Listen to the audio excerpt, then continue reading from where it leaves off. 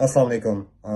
آج جہاں غازہ میں ہونے والے مظالم پہ پوری دنیا کے مسلمان اور نہ صرف مسلمان، پوری دنیا کے لوگ ہی جہاں جو دل میں درد رکھتے ہیں بول رہے ہیں اور آواز اٹھا رہے ہیں، وہاں ایک عجیب سی خاموشی پائی جاتی ہے، جو کہ بڑی ہی خطرناک سی بات ہے۔